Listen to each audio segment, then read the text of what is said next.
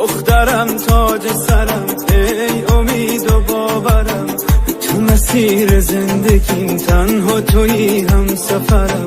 دست تو آرامش قلب من عزیز من، تو مسیر سختی و تویی هم مسیر من.